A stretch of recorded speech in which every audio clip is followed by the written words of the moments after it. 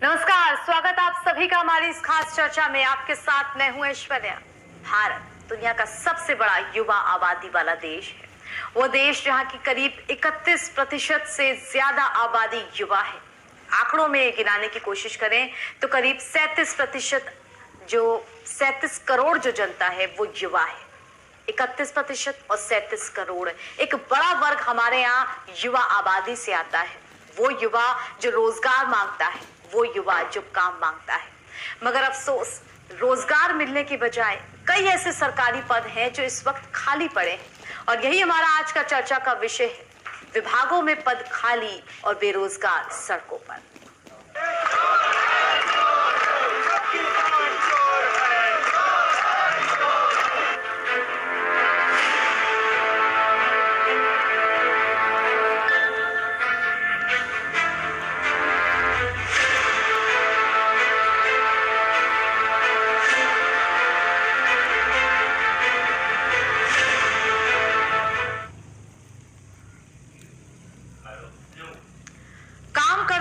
युवा देश की तरक्की में हाथ बटाता है, देश की रीढ़ की हड्डी होता है, और बेरोजगार युवा देश पर बोझ। ऐसे में युवा को अगर रोजगार नहीं मिलेगा तो वो देश की तरक्की में हाथ बटाना तो दूर, हम सबके अस्तित्व पर ही खतरा मंडराने लगेगा।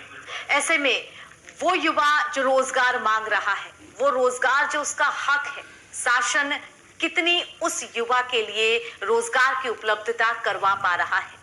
क्यों आखिर कितने ऐसे सरकारी विभाग जिसमें पद रिक्त पड़े हैं, किसी में 1000 से ज्यादा के किसी में 500 से ज्यादा, इन खाली पड़े पदों पर नियुक्तियां आखिर कब होंगी और क्यों इस पूरे प्रोसेस में इतना ज्यादा डिले होता है?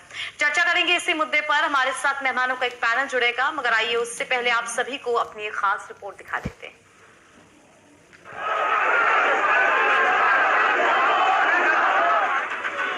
बेरोजगारी की समस्या इतनी विकराल है कि सिर्फ यूपी ही नहीं, पूरा भारत इसकी चपेट में है। पिछले साल यानी 2019 में बेरोजगारी दर 45 साल के सर्वोच्च स्तर पर थी, और इस साल तो कोरोना ने हर सेक्टर की कमर तोड़ दी है। बता दें कि मुख्यमंत्री ने 6 महीने में रिक्त पदों को भरने के निर्देश दिए हैं। तो वहीं भर्ती आयोग ने बताया कि कई विभाग नई भर्ती प्रस्ताव देने की तैयारी कर रहे हैं। आपकी आवाज बहुत भड़ अपनी चर्चा की शुरुआत बेरोजगारी की समस्या, किस तरह से पद रिक्त खाली पड़े हुए हैं, कई ऐसे सरकारी विभाग हैं जिन पे जो पद हैं वो खाली हैं, इन पर चर्चा करेंगे। इस चर्चा में हमारे साथ जो मेहमान जुड़ गए हैं, आइए उन सब से आपका परिचय करा देते हैं। हमारे साथ दीपक सिंह जी जुड़े हुए हैं। दीपक प्रतियोगी छात्र हैं और साथ ही छात्रों को पढ़ाने का भी काम करते हैं। दीपक, बहुत बहुत स्वागत है आपका। दीपक के जरिए समझ पाएंगे हम कि किस तरह बेरोजगारी की ये समस्या काफी ज्यादा है। आखिर छात्र वो पढ़ाई लिखाई करें, किस तरह से फॉर्म भरें, किस तरह से उनके सामने जो रिक्त पद है उनको भरने की, वहां पर नियुक्ति होने की पूरी प्रोसेस पता चले, इन सब बातों पर चर्चा करेंगे। साथ ही हमारे साथ वंशराज दुबे जी जुड़ गए हैं।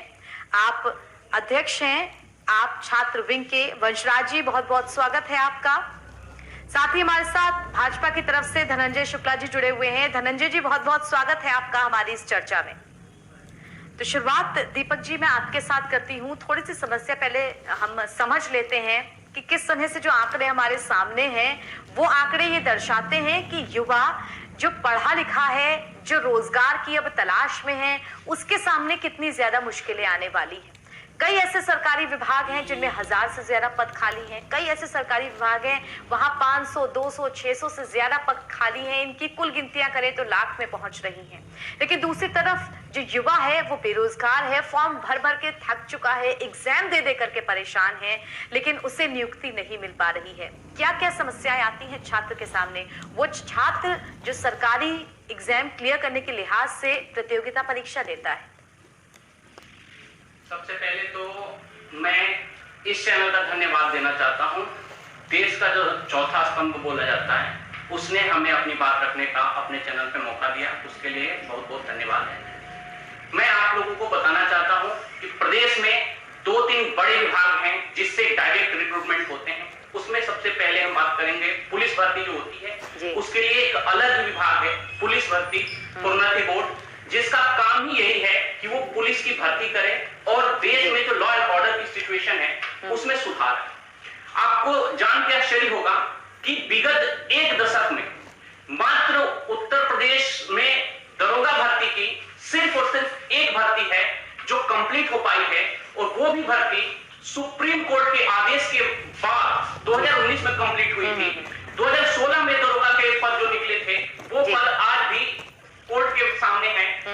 अभी तक 2016 से एक भी भर्ती उत्तर प्रदेश पुलिस भर्ती बोर्ड के द्वारा से नहीं निकली है, और ये आलम तब है जब 2017 में उत्तर प्रदेश के गृह सचिव ने एक हल्फनामा दिया था और ये कहा था लॉ एंड ऑर्डर के समय में जब सुप्रीम कोर्ट में वाद चल रहा था कि हम हर साल 3200 पदों को भरने का काम करेंगे।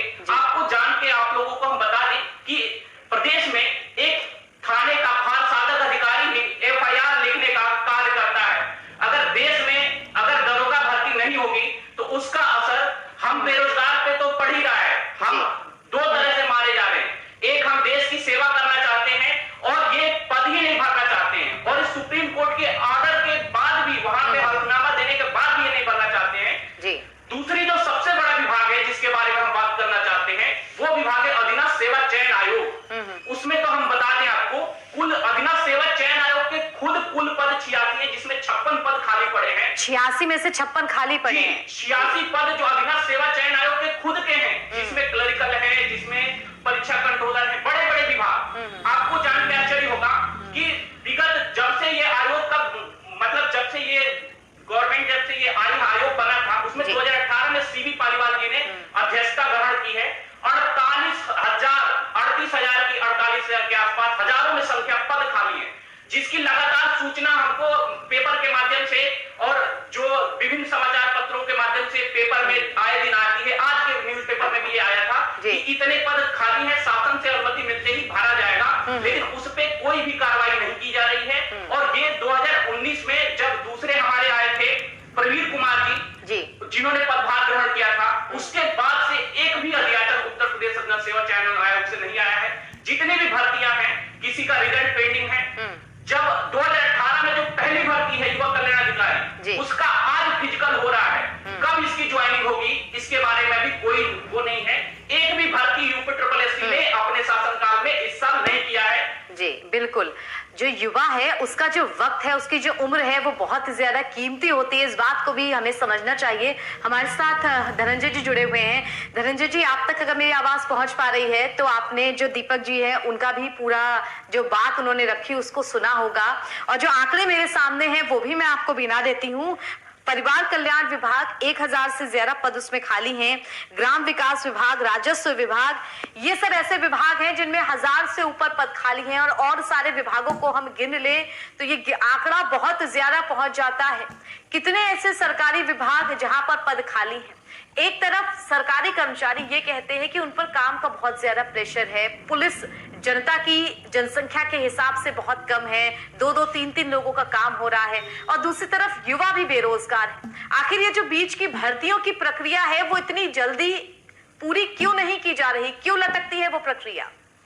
सरकार जो है लगातार जो भी अभी देखिए, अभी कुछ दिन पहले ही हमारे मुख्यमंत्री जी ने कहा सभी विभागों के जितने भी अधिकारी हैं उनको बुला के उन्होंने बैठक में स्पष्ट रूप से कहा कि जितनी भी वैकेंसियां खाली हो उसको आप तुरंत नियुक्त करिए, और किया भी जा रहा है। जैसा कि अभी मुझे लगता है कि 5 लाख से ऊपर के युवाओं को रोजगार भी मतलब उनको दिया गया।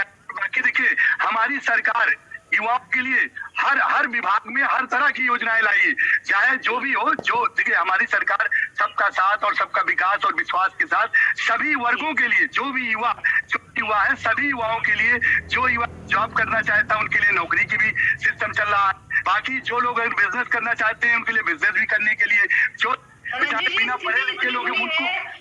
धनंजय जी, स्थिति इतनी बुरी है, सरकार तब सोचती है जब बेरोजगार बड़ी संख्या में इकट्ठा होते हैं, और प्रधानमंत्री नरेंद्र मोदी की जो जन्म दिवस की तारीख है उसे भी बेरोजगारी दिवस के रूप में मनाने लगते हैं।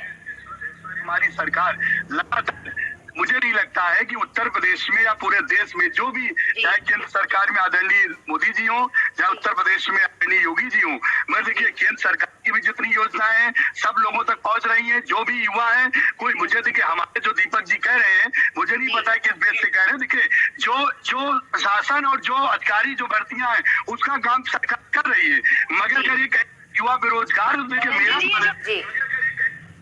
धनंजय जी, ये जो आंकड़े मैंने आपको बताए हैं वो आंकड़े खुद सरकार की तरफ से ही जारी किए गए हैं। शिक्षा मंत्री खुद इस बात को मानते हैं कि पिछले 3 सालों में यूपी में बेरोजगारी का आंकड़ा लगभग 2 गुना हो चुका है। बताना चाहता हूं कि सरकार लगातार सभी वर्गों को, देखिए हमारी सरकार सभी वर्गों को देखते हुए